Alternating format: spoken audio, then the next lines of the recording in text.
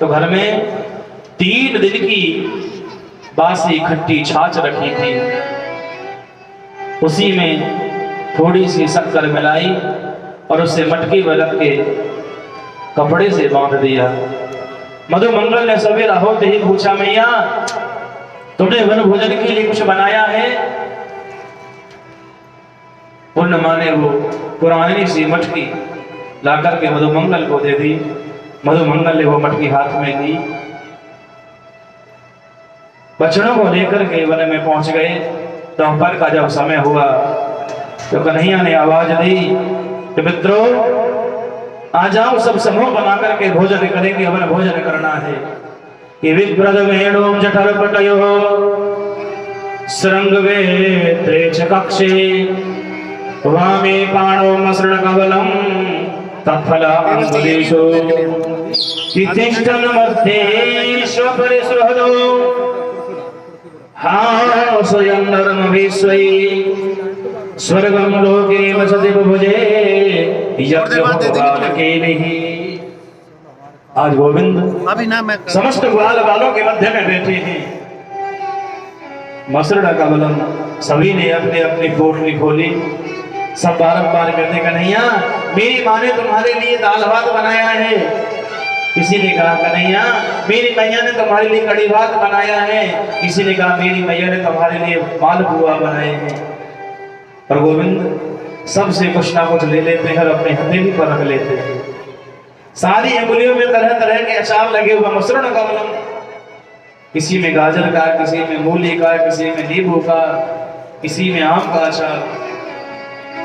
और गोविंद सबका झूठा भोजन पा रहे हैं। तभी मधुमंगल ने भी अपनी मटकी खोली और जैसे ही मटकी को खोला तो उसमें दुर्गंध आ रही है, क्योंकि वो जो छाछ है उसमें वो 3 दिन की बासी खट्टी छाछ है। मधुमंगल धीरे से उठे, उठ करके कदम के वृक्ष की ओट में पहुंच गए। मन में विचार करने लगे कि हे विधाता, आजीवन में पहली बार मेरे मित्र ने मुझसे कुछ मांगा है और मैं उन्हें देने में असमर्थ हूं। हे विधाता, हे ब्रह्मा, तुम बड़े पत्थर दिल हो। तुम्हारा हृदय तो बच्चों से गया गुजरा है। अरे बच्चे भी जब मिट्टी के घर बनाते हैं तो उनसे कुछ देर खेलते तो हैं, बाद में उन्हें तोड़ते हैं। पर तुम तो नन्हे नन्हे बच्चों के हृदयों को भी तोड़ते हो। उधर जब गोविंद ने देखा कि मधुमंगल नहीं है तो उन्होंने पूछा, मधुमंगल कहां गया? कन्हैया ने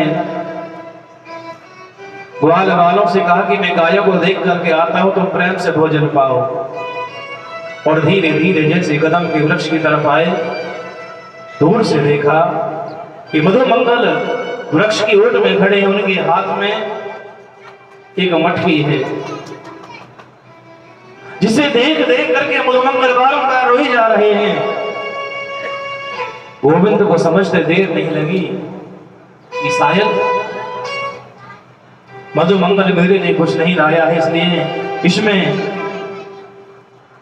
कुछ खट्टी छाछ इत्यादि है, जिसे देख देख करके मधुमंगल बारंबार रुदन कर रहा है, रो रहा है, विलाप कर रहा है।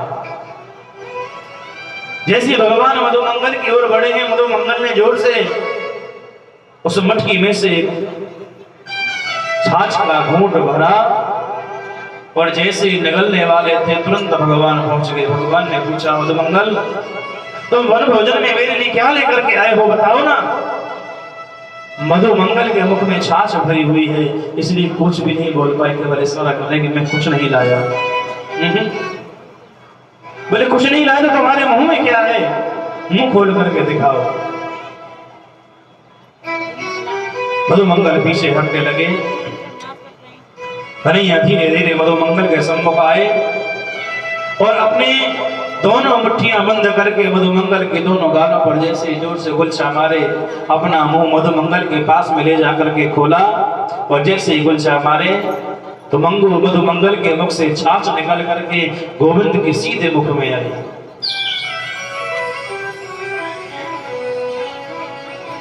मधुमंगल की आंखों में आंसू, मधुमंगल बारंबार रोए जा रहे हैं।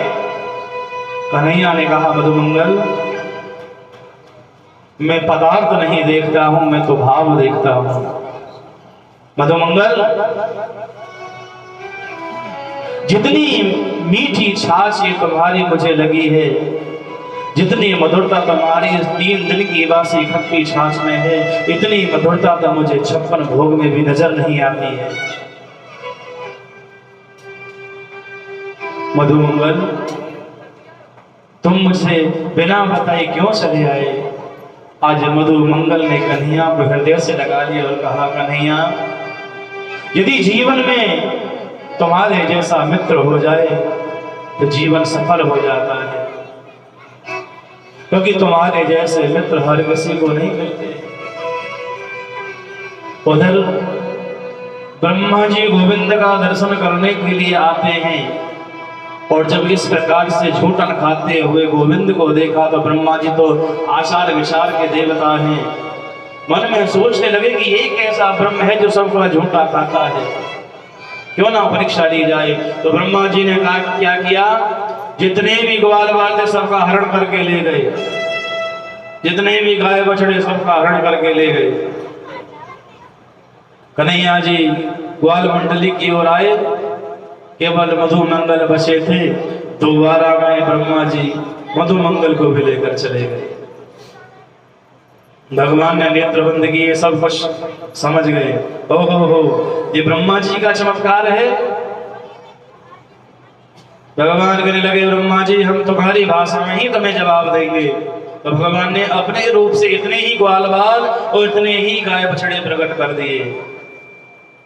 और जब से भगवान ग्वाल बाल गाय बछड़े बने, तब से समस्त ग्वाल बालों की माता उन पर अधिक प्रेम लुटाने लगी।